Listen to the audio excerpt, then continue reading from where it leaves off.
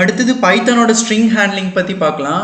நம்ம முன்னாடியே பார்த்துருந்தோம், ஸ்ட்ரிங் அப்படிங்கிறது வந்து டபுள் கோட்ஸ்குள்ளே இல்லாட்டி சிங்கிள் கோட்ஸ்குள்ளே கொடுக்கலாம். இப்போ ஒரு ஸ்ட்ரிங்கை வந்து கிரியேட் பண்ணிக்கலாம்.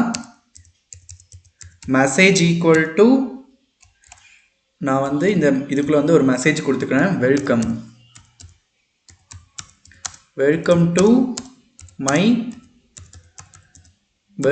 மை சேனல் அப்படின்னு கொடுத்துக்கிறேன். இப்போ நான் இதை பிரிண்ட் பண்ணி பார்க்குறேன். Print message. இப்போ நான் இதை ரன் பண்ணுறதுக்கு வந்து இங்கே ரன் சிம்பிளே கிளிக் பண்ணலாம், இல்லாட்டி உங்கள் கீபோர்டில் ஷிஃப்ட் என்டர் கொடுத்தீங்கனாலும் ரன் ஆகும். இப்போ வெல்கம் டு மை சேனல் அப்படின்னு பிரிண்ட் ஆயிடுச்சா. இப்போ வெல்கம் டு இங்கே அவர்ஸ் சேனல் அப்படின்னு வரணும். அதை நான் எப்படி கொடுக்கணும் அப்படின்னு பார்த்தீங்கன்னா, வெல்கம் டு அவர்ஸ். இந்த அவருக்கு அடுத்தது ஒரு சிங்கிள் கோட்ஸ் வரணும். இப்போ நான் ரன் பண்ணால் எனக்கு சிங்கிள் கோட்ஸ் வரும். இப்போ பார்த்தீங்கன்னா எனக்கு ரன் பண்ணால் சிங்கிள் கோட்ஸ் வருதா. இப்போ நான் இதே எக்ஸாம்பிள் வந்து சிங்கிள் கோட்ஸில் கொடுக்குறேன். இந்த டபுள் கோட்ஸ் வந்து ரிமூவ் பண்ணிவிட்டு நான் சிங்கிள் கோட்ஸ் கொடுக்குறேன். இங்கே இருக்க இந்த சிங்கிள் கோட்ஸையும் வந்து எடுத்துடலாம். இப்போ நான் ரன் பண்ணுறேன், எனக்கு என்ன அவுட்புட் வருதுன்னு பார்க்கலாம். இப்போ பார்த்தீங்கன்னா வெல்கம் டு அவர்ஸ் சேனல் அப்படின்னு வருது. ஆனால் இங்கே எனக்கு சிங்கிள் கோட்ஸ் வேணும் அப்படின்னு சொல்லிட்டு வெளியவும் சிங்கிள் கோட்ஸ் உள்ளேயும் சிங்கிள் கோட்ஸ் போடுறேன். இப்போ என்ன ஆகுதுன்னு பார்க்கலாம். உள்ளேயும் சிங்கிள் கோட்ஸ் போட்டோன்னே இதுக்கு வந்து கன்ஃபியூஸ் ஆயிடுச்சு. இந்த ஸ்ட்ரிங் வந்து எங்கே ஸ்டார்ட் ஆகுது எங்கே எண்ட் ஆகுது அப்படின்னு வந்து இதுக்கு தெரியல. இந்த ஸ்ட்ரிங் வந்து இங்கே ஓப்பன் ஆகுது, இங்கே க்ளோஸ் ஆகுது, மறுபடியும் இங்கே க்ளோஸ் ஆகுது. அப்போ இதுக்கு வந்து கன்ஃபியூஷனாக இருக்குமா இல்லையா? அதனால தான் இந்த மாதிரி single quotes and double quotes use பண்ணுற மாதிரி கொண்டு வந்திருக்காங்க. இப்போ வெளியே யூஸ் பண்ணும்போது டபுள் கோட்ஸ் யூஸ் பண்ணிட்டு உள்ள சிங்கிள் கோட்ஸ் யூஸ் பண்ணிங்கன்னா அது வந்து எஃபெக்டிவாக ரன் ஆகும். இப்போ பார்த்தீங்கன்னா வெல்கம் டு அவர்ஸ் சேனல் அப்படின்னு வருதா. இப்போ இதே மாதிரி நீங்கள் கோட்ஸ்குள்ளே வரணும், இந்த வெல்கம் டு அவர் சேனல் அப்படிங்கிறது கோட்ஸ்குள்ளே வரணும் அப்படின்னு நினச்சிங்கன்னா இங்கே இருக்க சிங்கிள் கோட்ஸை ரிமூவ் பண்ணிவிட்டு இங்கே மை அப்படின்னு கொடுத்துடலாம், அவர்ஸை ரிமூவ் பண்ணிவிட்டு. இப்போ இது ஃபுல்லாமே எனக்கு டபுள் கோட்ஸ்குள்ளே வரணும்னு நினச்சிங்கன்னா நீங்கள் வெளியே சிங்கிள் கோட்ஸ் கொடுத்தீங்கன்னா எனக்கு அது டபுள் கோட்ஸ்குள்ளே பிரிண்ட் ஆகும். இப்போ பார்த்தீங்கன்னா வெளியே சிங்கிள் கோட்ஸ் இருக்குது, உள்ளே வந்து டபுள் கோட்ஸ் இருக்குது. இப்போ நான் இதை ரன் பண்ணுறேன். இப்போ பார்த்தீங்கன்னா வெல்கம் டு மை சேனல் அப்படிங்கிறது வந்து டபுள் கோட்ஸ்குள்ளே பிரிண்ட் ஆகுது. ஸோ இதை எஃபெக்டிவாக யூஸ் பண்ணுங்கிறதுக்காக மட்டும்தான் இந்த மாதிரி single quotes and double quotes ரெண்டுமே யூஸ் பண்ணுற மாதிரி பைத்தானில் வச்சுருக்காங்க. இப்போ இந்த செல்லில் உங்களுக்கு புது எக்ஸாம்பிள் வச்சு இன்னும் ஈஸியாக எக்ஸ்பிளைன் பண்ணுறேன். இப்போ நேம் அப்படின்னு ஒரு வேரியபிள் எடுத்துக்கலாம்.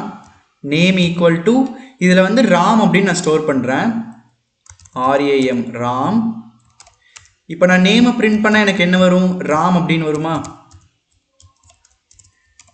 இப்போ பார்த்தீங்கன்னா எனக்கு ராம் அப்படின்னு வந்துருச்சு. இதுக்குள்ளே வந்து ராம்ஸ் ஃபோன் அப்படின்னு வரணும் அப்படின்னு நினச்சிங்கன்னா உள்ளே வந்து சிங்கிள் கோட்ஸ் போட்டு எஸ் போடணும். வெளியே டபுள் கோட்ஸ் யூஸ் பண்ணிங்கன்னா உள்ளே சிங்கிள் கோட்ஸ் யூஸ் பண்ணணும். இப்போ ஃபோன் அப்படின்னு கொடுக்கணும், ராம்ஸ் ஃபோன். இப்போ நான் ரன் பண்ணுறேன். இப்போ பார்த்தீங்கன்னா ராம்ஸ் ஃபோன் அப்படிங்கிறது வந்து வந்துருச்சு. இங்கே வந்து சிங்கிள் கோட்ஸ் வருதா. இப்போ ராம் அப்படிங்கிறது மட்டும் எனக்கு டபுள் கோட்ஸ்குள்ளே வரணும் அப்படின்னு நினச்சிங்கன்னா, இப்போ ராம் அப்படிங்கிறது மட்டும் தானே டபுள் கோட்ஸ்குள்ளே வருது. இப்போ மற்றெல்லாம் ரிமூவ் பண்ணிடலாம். இப்போ ராம் வந்து டபுள் கோட்ஸில் இருக்குது. இப்போ நான் பிரிண்ட் பண்ணால் என்ன ஆகும், ராம் மட்டும்தான் வரும், டபுள் கோட்ஸ் வராது. இது டபுள் கோட்ஸ்குள்ளே வரணும் அப்படின்னு நினச்சிங்கன்னா வெளியே வந்து ஒரு சிங்கிள் கோட்ஸ் கொடுக்கணும். இப்போ நான் இதை ரன் பண்ணுறேன். இப்போ வந்து இந்த சிங்கிள் கோட்ஸ்குள்ளே இருக்கிறது வந்து ஒரு ஸ்ட்ரிங்காக கன்சிடர் பண்ணிட்டு இப்போ எனக்கு டபுள் கோட்ஸில் வந்து ராம் அப்படிங்கிறது பிரிண்ட் ஆகுது. ஸோ இந்த மாதிரி தான் ஸ்ட்ரிங்கை வந்து ஹேண்டில் பண்ணும். இப்போ வந்து உங்களுக்கு ஒரு டாஸ்க், நேம் அப்படின்னு ஒரு வேரியபிள் கிரியேட் பண்ணிக்கோங்க. அந்த வேரியபிளில் நீங்கள் கொடுக்குற வேல்யூ வந்து டபுள் கோட்ஸில் வரணும். அது வந்து உங்கள் நேமாக இருக்கணும். டபுள் கோட்ஸில் சரௌண்ட் பண்ணியிருக்கோம் அந்த நேம். அந்த டாஸ்க்கை கம்ப்ளீட் பண்ணிவிட்டு கமெண்ட்ஸில் போடுங்க, நான் பார்க்குறேன். அடுத்தது பைத்தானில் இருக்க ஸ்ட்ரிங் ஹேண்ட்லிங் ஃபங்க்ஷன்ஸ் பற்றி பார்க்கலாம். ஃபங்க்ஷன்ஸ்ன்னு சொல்கிறத விட ஸ்ட்ரிங் ஹேண்ட்லிங் மெத்தட்ஸ்ன்னு சொன்னால் தான் கரெக்டாக இருக்கும். ஏன் அப்படின்னு பின்னாடி சொல்கிறேன். ஃபஸ்ட்டு ஒரு மெத்தட் பற்றி பார்க்கலாம். இப்போ இங்கே நேம் ஈக்குவல் டு ராம் அப்படின்னு கொடுத்துருக்கேன் இல்லையா. இப்போ இந்த சிங்கிள் கோட்ஸ் வந்து ரிமூவ் பண்ணிடலாம், நம்மளுக்கு கன்ஃபியூஷன்லாம் வேண்டாம். இப்போ இந்த நேம் ஈக்குவல் டு ராம் அப்படின்னு கொடுத்துருக்கேன் இல்லையா. ஃபர்ஸ்ட் லெட்டர் மட்டும் கேபிட்டலில் இருக்குது, மற்ற ரெண்டு ஸ்மாலில் இருக்கா. இப்போ இது எனக்கு ஃபுல்லாமே கேபிட்டலில் வரணும் அப்படின்னா டாட் அப்பர் அப்படின்னு ஒரு மெத்தட் இருக்குது, அதை நம்ம இன்வோக் பண்ணி யூஸ் பண்ணிக்கலாம். இப்போ பிரிண்ட்டுக்குள்ளே நேம் டாட் அப்பர் அப்படின்னு கால் பண்ணும், UPPER அப்பர். இந்த ஃபங்க்ஷன் ப்ராக்கெட்ஸ் வந்து ஓப்பன் பண்ணி க்ளோஸ் பண்ணணும். இங்கே ஏன் நேம் அப்படின்னு கொடுக்குறோன்னு பார்த்தீங்கன்னா இந்த வேல்யூவோட வேரியபிள் நேம் அதுவும் நேம், அதனால தான் நேம் டாட் அப்பர் அப்படின்னு கால் பண்ணுறோம். இந்த அப்பர் அப்படிங்கிறது தான் இங்கே வந்து மெத்தட், இந்த பிரிண்ட் அப்படிங்கிறது தான் ஃபங்க்ஷன். ஃபஸ்ட்டு இதை ரன் பண்ணிக்கலாம், அப்புறம் ஃபங்க்ஷனுக்கும் மெத்தடுக்கும் இருக்க டிஃப்ரென்ஸ் நான் உங்களுக்கு சொல்கிறேன். இப்போ பார்த்தீங்கன்னா ராம் அப்படிங்கிறது பிரிண்ட் ஆயிடுச்சா. RAM அப்படிங்கிறது வந்து எனக்கு டபுள் கோட்ஸில் பிரிண்ட் ஆயிருக்கு. இங்கே ஏன் ராம் அப்படிங்கிறது வந்து டபுள் கோட்ஸில் பிரிண்ட் ஆகுதுன்னு பார்த்தீங்கன்னா இந்த ப்ரீவியஸ் செல்லில் வந்து நம்ம சேஞ்சஸ் பண்ணோம் இல்லையா, அதை வந்து திருப்பி நம்ம ரன் பண்ணவே இல்லை. அதனால் இப்போயும் மெமரியில் பார்த்தீங்கன்னா டபுள் கோட்ஸ்குள்ளே தான் ராம் இருக்கும். நான் இப்போ இந்த செல்லை ஃபஸ்ட்டு ரன் பண்ணிவிட்டு அடுத்தது கீழே இருக்க செல் ரன் பண்ணுறேன். இப்போ பார்த்தீங்கன்னா இங்கே இருக்க ராம் அப்படிங்கிறது சேஞ்ச் ஆயிடுச்சா, அடுத்து கீழே இருக்க செல் ரன் பண்ணலாம். இப்போ பார்த்தீங்கன்னா இங்கே இருக்க ராம் வந்து அப்பர் கேஸில் டபுள் கோட்ஸ் இல்லாமல் வருதா. ஸோ இந்த மாதிரி ஏதாவது சேஞ்சஸ் பண்ணிங்கன்னா நீங்கள் மேலே இருக்க செல்லை ரன் பண்ணிவிட்டு அதுக்கடுத்து கீழே இருக்க செல்லை ரன் பண்ணால் தான் மெமரியில் வந்து டேரெக்டாக சேஞ்ச் ஆகும். இல்லாட்டி நம்மளுக்கு வந்து ப்ரீவியஸில் என்ன ஸ்டோர் ஆகிருக்கும் அதை தான் வந்து எடுத்துகிட்டு வந்து கொடுக்கும். இப்போ ஃபங்க்ஷனுக்கும் மெத்தடுக்கும் இருக்க டிஃப்ரென்ஸ் பார்க்கலாம். ஃபங்க்ஷன் அப்படிங்கிறது பார்த்தீங்கன்னா டேரெக்டாக கால் பண்ணுவோம். இப்போ பிரிண்ட் அப்படின்னு கொடுக்குறோம் இல்லையா, இந்த பிரிண்ட் அப்படிங்கிறது ஒரு ஃபங்க்ஷன். இப்போ மெத்தட் அப்படிங்கிறது பார்த்தீங்கன்னா டாட் அப்படிங்கிற ஆப்ரேட்டரை வச்சு இன்வோக் பண்ணுவோம். இங்கே டாட் அப்பர் அப்படின்னு கொடுத்துருக்கோம் இல்லையா, இதில் தான் மெத்தட்ஸ் அப்படின்னு சொல்லுவாங்க. ஃபங்க்ஷனுக்கும் ஏற்கனவே கோட் எழுதி வச்சுருப்பாங்க பைத்தானில். பிரிண்ட் அப்படிங்கிற ஃபங்க்ஷனை கால் பண்ணால் நீ இதெல்லாம் பண்ணு அப்படின்னு சொல்லுவோம். அடுத்தது டாட் அப்பர், இது ஒரு மெத்தட் அப்படின்னு சொன்னால் மெத்தடுக்கும் நம்மளுக்கு வந்து ஃபங்க்ஷன்ஸில் எழுதி வச்சுருப்பாங்க. ஆனால் அந்த டாட் அப்படிங்கிற ஆப்ரேட்டரை வச்சு கால் பண்ணி தான் யூஸ் பண்ண முடியும். ஃபங்க்ஷன் இல்லாட்டி மெத்தட் எதுவாக இருந்தாலும் ஃபங்க்ஷன் பிராக்கெட்ஸ் வந்து கண்டிப்பாக இருக்கணும். இந்த ஃபங்க்ஷன் பிராக்கெட் எதுக்கு யூஸ் பண்ணுறோன்னு பார்த்தீங்கன்னா இதுக்குள்ளே வந்து இந்த மெத்தடுக்கு தேவையான அடிஷ்னல் இன்ஃபர்மேஷன்ஸ் வந்து சில டைம் பாஸ் பண்ணுவோம். இப்போ இந்த அப்பர் அப்படிங்கிற மெத்தடுக்கு வந்து அடிஷ்னல் இன்ஃபர்மேஷன் எதுவுமே தேவைப்படலை. ஆனால் எல்லா மெத்தட்ஸ்லையும் இப்படி இருக்காது. சில இதில் வந்து இந்த பிராக்கெட்குள்ளே வந்து அடிஷ்னல் இன்ஃபர்மேஷன், அதாவது இந்த மெத்தட் பற்றின அடிஷ்னல் இன்ஃபர்மேஷன் பாஸ் பண்ணுற மாதிரி இருக்கும். அப்போ பாஸ் பண்ணுறதுக்காக தான் இந்த மாதிரி ஃபங்க்ஷன்ஸ்லாம் கொடுப்போம். இதே மாதிரி ஃபங்க்ஷன்ஸ் வந்து இங்கே பிரிண்ட் ஃபங்க்ஷன்லேயும் இருக்கும். இன்னும் சில மெத்தட்ஸ் அண்ட் ஃபங்க்ஷன்ஸ்லாம் பின்னாடி பார்ப்போம். அப்போ வந்து இதுக்குள்ளே என்ன கொடுக்கணும் அப்படின்னு நான் டீட்டெயிலாக சொல்கிறேன். இப்போதைக்கு இது மட்டும் தெரிஞ்சால் போதும். இங்கே நேம் டாட் அப்பர் அப்படின்னு கால் பண்ணுறோம் இல்லையா, இங்கே நேம் டாட் அப்பர் அப்படிங்கிறது உங்களுக்கு இன்னும் புரியலாட்டி நம்ம ஆப்ஜெக்ட் ஓரியன்ட் கான்செப்ட் பற்றி படிக்கும் போது இது இன்னும் உங்களுக்கு டீட்டெயிலாக புரியும். இப்போதைக்கு நீங்கள் என்ன புரிஞ்சுக்கணும் அப்படின்னா இங்கே வேரியபிள் நேம் வச்சு தான் இதை இன்வோக் பண்ண முடியும் அப்படின்னு புரிஞ்சுக்கோங்க.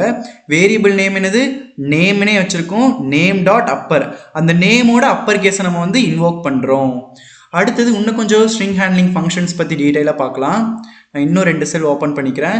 இங்கே இருக்க இந்த ப்ளஸ் ஐக்கான் கிளிக் பண்ணிங்கன்னா இன்னும் 2 செல் க்ரியேட் ஆயிரும். இது எனக்கு வேண்டாம் கேன்சல் பண்ணணும்னு நினச்சிங்கன்னா இந்த சிசர் சிம்பிள் இருக்கு இல்லையா, இதை கிளிக் பண்ணுங்கள். இது வந்து கட் பண்ணிடும். இப்போ நம்ம இன்னும் கொஞ்சம் ஸ்ட்ரிங் ஹேண்ட்லிங் மெத்தட்ஸ் பற்றி பார்க்கலாம். இப்போ இங்கே அப்பர் அப்படின்னு கொடுத்துருக்கோம் இல்லையா, இதெல்லாமே கேபிட்டலாக மாற்றிச்சு. இப்போ இதெல்லாமே ஸ்மாலாக மாற்றணும் அப்படின்னா டாட் லோவர் அப்படிங்கிற மெத்தடை வந்து இன்வோக் பண்ணணும். Print name dot lower. இப்போ நான் இதை ரன் பண்ணுறேன். இப்போ பார்த்தீங்கன்னா எனக்கு ராம் அப்படிங்கிறது வந்து ஸ்மால் லெட்டரில் மாறிடுச்சா. இப்போ இங்கே நேமை வந்து மாற்றிக்கலாம். அடுத்த இது பார்க்குறதுக்காக ராம் குமார் அப்படின்னு கொடுக்குறேன். அடுத்தது 2 ஸ்ட்ரிங்கை எப்படி ஆட் பண்ணுறது அப்படின்னு பார்க்கலாம். இப்போ நான் இங்கே புதுசாக ஒரு வேரியபிள் க்ரியேட் பண்ணிக்கிறேன். மெசேஜ் ஈக்குவல் டு இங்கே வந்து ஹாப்பி பர்த்டே அப்படின்னு வச்சுக்கிறேன். HAPPY happy birthday. இப்போ வந்து பார்த்தீங்கன்னா இந்த மெசேஜும் இந்த நேமும் எனக்கு ஆட் ஆகி ஹாப்பி பர்த்டே ராம்குமார் அப்படின்னு பிரிண்ட் ஆகணும். இப்போ அதை எப்படி பண்ணுறதுன்னு பார்க்கலாம். இதை வந்து கன்கேட்டினேஷன் அப்படின்னு சொல்லுவாங்க. நம்ம பைத்தானில் ஸ்ட்ரிங்கை ஆட் பண்ணுறதுக்கு கன்கேட்டினேஷன் அப்படிங்கிறது வந்து யூஸ் பண்ணுவோம். கன்கேட்டினேஷன் அப்படின்னா ஒன்றும் கிடையாது, ப்ளஸ் ஆப்ரேட்டர் தான் கன்கேட்டினேஷன். 2 ஸ்ட்ரிங்கை ஆட் பண்ணோம் அப்படின்னா ப்ளஸ் அப்படிங்கிற ஆப்ரேட்டர் யூஸ் பண்ணுவோம். இப்போ பிரிண்ட்டுக்குள்ளே மெசேஜ் ப்ளஸ் அந்த நேம் NAME. இப்போ நான் இதை பிரிண்ட் பண்ண ரன் ஆகும் அப்படின்னு நினைக்கிறீங்களா? இப்போ மெசேஜ் ப்ளஸ் நேம் வந்து சேர்ந்து வரும் அப்படின்னு நினைக்கிறீங்களா? ஹாப்பி பர்த்டே ராம்குமார் அப்படின்னு வரும் தானே நினைக்கிறீங்க. ஆனால் அதுதாங்க கிடையாது. இங்கே message equal to happy birthday அப்படின்னு கொடுத்துருக்கோம். முன்னாடி என்ன கொடுத்துருக்கோம், message equal to welcome to my channel அப்படின்னு கொடுத்துருக்கோம். இந்த செல்லை ரன் பண்ணாதனால எனக்கு வெல்கம் டு மை சேனல், அதுக்கடுத்து இந்த ராம்குமார் அப்படின்னு வரும். நான் இதை உங்களுக்கு பிரிண்ட் பண்ணி காட்டுறேன் ஃபஸ்ட்டு. இப்போ பார்த்தீங்கன்னா வெல்கம் டு மை சேனல், அதுக்கப்புறம் ராம் அப்படின்னு வந்திருக்கா. இப்போ பார்த்தீங்கன்னா நேமும் மாறலை, மெசேஜும் மாறலை. நேம் முன்னாடியே கொடுத்துருக்கோம் இல்லையா, இதுக்கு முன்னாடியே ராம் அப்படின்னு வச்சுருந்தோம் இல்லையா, அந்த நேம் தான் வந்து இங்கே பிரிண்ட் ஆகிருக்கு. ராம்குமார்னு வந்து மாறவே இல்லை. இப்போ நான் இந்த செல்லை ரன் பண்ணுறேன். மறுபடியும் இப்போ பார்த்தீங்கன்னா ஹாப்பி பர்த்டே ராம்குமார் அப்படின்னு வந்திருக்கா. இதுக்கு நடுவில் எனக்கு ஸ்பேஸே இல்லை பாருங்க. இதுக்குள்ளே ஸ்பேஸ் கொடுக்கணும் அப்படின்னு பார்த்தீங்கன்னா இதுக்குள்ளே நம்ம இன்னொரு ப்ளஸ் கொடுத்து எம்டி ஸ்ட்ரிங் ஒன்று ஆட் பண்ண போகிறோம். ப்ளஸ் இதுக்கு நடுவில் ஒரு எம்டி ஸ்ட்ரிங் கொடுத்துக்கலாம். நடுவில் வந்து ஸ்பேஸ் கொடுத்துக்கோங்க. இப்போ நான் இதை ரன் பண்ணுறேன். இப்போ பார்த்தீங்கன்னா ஹாப்பி பர்த்டேக்கு நடுவில் வந்து எனக்கு ஸ்பேஸ் வந்துருச்சு. சாரி, ஹாப்பி பர்த்டே ராம்குமாருக்கு நடுவில் வந்து எனக்கு ஸ்பேஸ் வந்துருச்சு. இப்போ இந்த ஹாப்பி பர்த்டே ஒரு லைனில் வரணும், ராம்குமார் ஒரு லைனில் வரணும் அப்படின்னு நினச்சிங்கன்னா இதுக்குள்ளே வந்து /n அப்படி கொடுக்கலாம். /n அப்படின்னா வேற ஒன்றும் இல்லை, நியூ லைனுக்கு போ அப்படின்னு சொல்கிறோம். இப்போ ரன் பண்ணுறேன். பார்த்தீங்கன்னா ஹாப்பி பர்த்டே ஒரு லைனில், ராம்குமார் அப்படிங்கிறது இன்னொரு லைனில் வந்திருக்கு. இந்த /n அப்படிங்கிறது எல்லாமே எஸ்கேப் சீக்வன்ஸ் அப்படின்னு சொல்லுவாங்க. ஏன்னா இப்போ நீங்கள் அப்படியே வெறுமனே n அப்படின்னு கொடுங்க. இங்கே வெறுமை n அப்படின்னு கொடுத்தீங்கன்னா n அப்படிங்கிறது அப்படியே பிரிண்ட் ஆயிடுது. /n அப்படின்னு கொடுத்தா இங்கே ஏதோ ஸ்பெஷலாக நம்ம கிட்ட சொல்ல வராங்க, அதாவது /n அப்படின்னா நியூ லைன் அப்படின்னு சொல்ல வராங்க அப்படின்னு அது புரிஞ்சுக்கும். இப்போ நான் இதை ரன் பண்ண அப்படின்னா நியூ லைனுக்கு போதா, இதுதான் எஸ்கேப் சீக்வன்ஸ் அப்படின்னு சொல்லுவாங்க. இதே மாதிரி /t இருக்கு. /t அப்படிங்கிறது டேப் ஸ்பேஸ் அப்படின்னு சொல்லுவாங்க. 4 கேப்ஸ் விட்டு பிரிண்ட் பண்ணும். இப்போ பார்த்தீங்கன்னா இந்த இடத்துல 4 கேப் விட்டு எனக்கு ராம்குமார் அப்படின்னு பிரிண்ட் பண்ணியிருக்கு. அடுத்தது ஒரு ஸ்ட்ரிங்கோட லென்த் எப்படி கண்டுபிடிக்கிறதுன்னு பார்க்கலாம். இப்போ இந்த நேம் அப்படிங்கிற வேரியபிள் இருக்கா, இதை அப்படி காப்பி பண்ணி கீழே பேஸ்ட் பண்ணிக்கலாம். அப்போ தான் கொஞ்சம் ஈஸியாக இருக்கும் நம்மளுக்கு. இப்போ இந்த ஸ்க்ரீன் ஒன்று கொஞ்சம் ஜூம் பண்ணிக்கலாம், அப்போ தான் உங்களுக்கு நல்லா விசிபிளாக தெரியும். இப்போ நேம் ஈக்குவல் டு ராம்குமார் இருக்கா, இதில் மொத்தம் எத்தனை கேரக்டர் இருக்குது அப்படின்னு எனக்கு கவுண்ட் பண்ணும் அப்படின்னு நினச்சா அதுக்கு லென் அப்படின்னு ஒரு ஃபங்க்ஷன் இருக்குது, அதை நம்ம பைத்தானில் யூஸ் பண்ணலாம். பிரிண்ட் லென் அப்படிங்கிற ஃபங்க்ஷனை கால் பண்ணிவிட்டு, ஃபங்க்ஷன் சொல்ல மெத்தட் அப்படின்னு சொல்லலாம், லென் ஆஃப் நேம் அப்படிங்கிற ஆர்குமெண்ட்டை வந்து இதுக்குள்ளே பாஸ் பண்ணணும். இந்த நேம் அப்படிங்கிற ஆர்குமெண்ட் வேற ஒன்றும் இல்லை, இந்த வேரியபிள் தான் இங்கே நேம் அப்படிங்கிற ஆர்குமெண்ட். இப்போ நான் இதை ரன் பண்ணுறேன். இப்போ பார்த்தீங்கன்னா 9 அப்படின்னு வந்திருக்கு. நம்ம முன்னாடியே பார்த்துருந்தோம் ஸ்ட்ரிங் அப்படின்னா குரூப் ஆஃப் கேரக்டர் அப்படின்னு பார்த்துருந்தோமா. இப்போ ராம்குமாரில் பார்த்தீங்கன்னா R அப்படிங்கிறது ஒரு கேரக்டர், A அப்படிங்கிறது ஒரு கேரக்டர், M அப்படிங்கிறது ஒரு கேரக்டர். அதே மாதிரி ஸ்பேஸ் அப்படிங்கிறது ஒரு கேரக்டர் தான். இந்த ஸ்பேஸையும் சேர்த்து கவுண்ட் பண்ணி தான் எனக்கு 9 அப்படின்னு ரிட்டர்ன் பண்ணும். இது வந்து 3 லெட்டர்ஸ், இது வந்து 5 லெட்டர்ஸ், மொத்தம் எவ்வளோ 8 லெட்டர்ஸா. இந்த ஸ்பேஸையும் கவுண்ட் பண்ணி எனக்கு 9 அப்படின்னு ரிட்டர்ன் பண்ணியிருக்கு. நீங்கள் இந்த மாதிரி குரூப் பண்ணும்போது வெறும் கேரக்டர் மட்டும்தான் கொடுக்கணுமான்னு கேட்டிங்கன்னா கிடையாது. இதுக்குள்ளேயே நம்ம நம்பர்ஸ், இந்த மாதிரி டாலர் சிம்பிள், பர்சன்டேஜ் சிம்பிள், இது மாதிரி நிறையா கொடுக்கலாம். இப்போ இதை ரன் பண்ணுறேன். இப்போ பார்த்தீங்கன்னா அதையும் கவுண்ட் பண்ணி தான் எனக்கு 14 அப்படின்னு ரிட்டர்ன் பண்ணும்.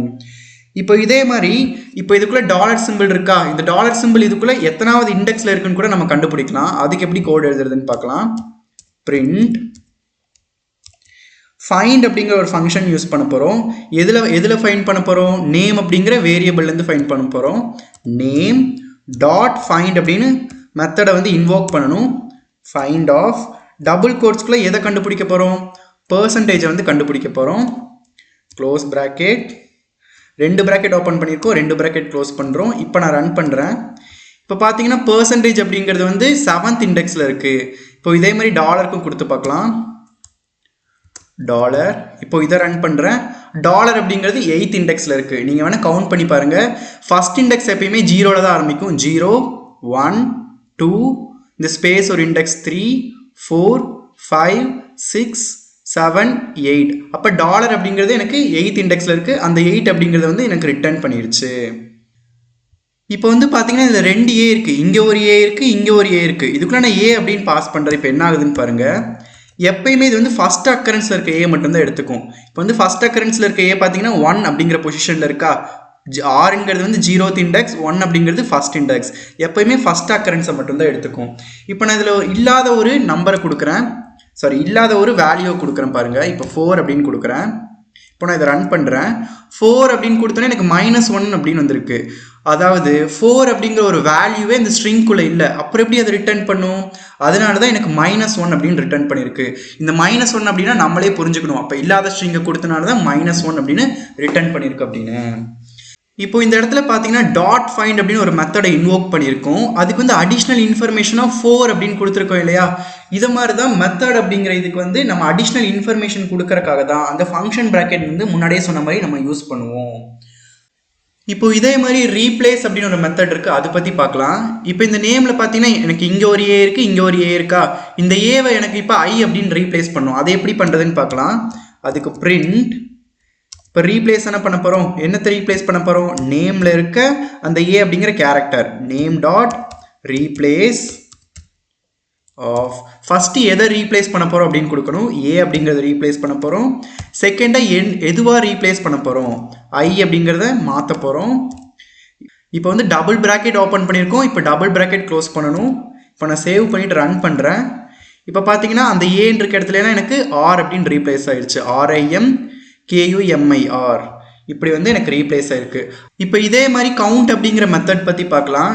இப்போ இந்த நேம் அப்படிங்கிற வேரியபிளில் வந்து எனக்கு ராம்குமார் அப்படி சம் வேல்யூஸ் ஸ்டோர் பண்ணி வச்சுருக்கேன் இல்லையா, இதில் எவ்வளோ ஏ இருக்குது அப்படின்னு எனக்கு கவுண்ட் பண்ணலாம். இப்போ பிரிண்ட்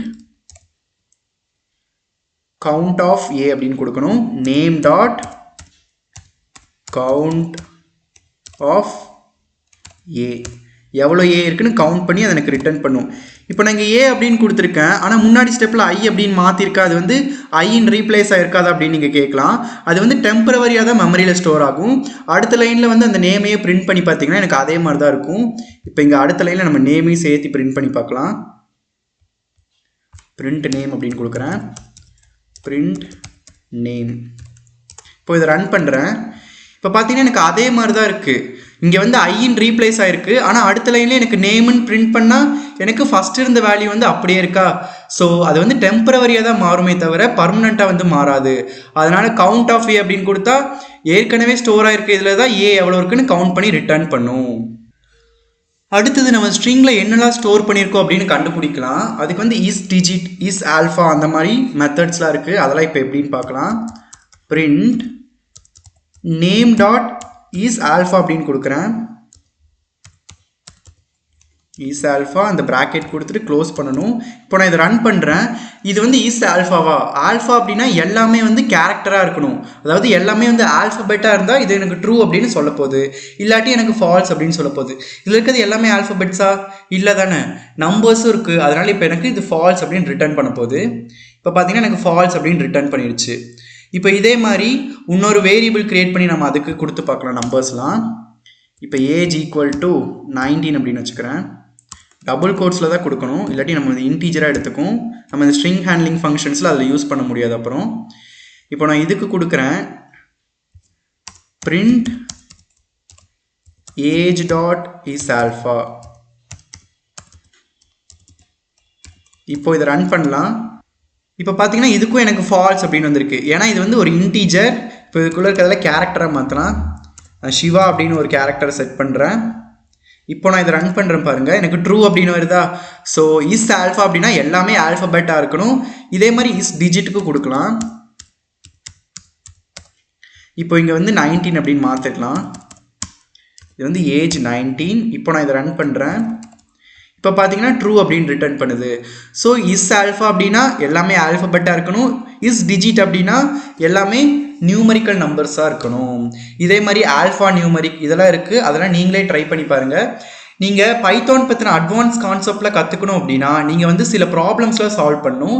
நீங்கள் இந்த ப்ராப்ளம்ஸ்லாம் சால்வ் பண்ணுறதுக்கு இந்த Greek for Geeks வெப்சைட்டில் போய் நிறைய ப்ராப்ளம்ஸ்லாம் சால்வ் பண்ணலாம். நான் வந்து என்னோடய ஃப்ரீ டைம்ஸில் எல்லாமே இதில் தான் போய் ப்ராப்ளம் சால்வ் பண்ணி பார்த்துட்ருப்பேன். ஸோ நீங்களும் இந்த வெப்சைட் யூஸ் பண்ணி நிறைய ப்ராப்ளம் சால்வ் பண்ணுங்கள். So that you can become a good programmer. அடுத்த வீடியோவில் டைப் காஸ்டிங் பற்றி பார்க்கலாம்.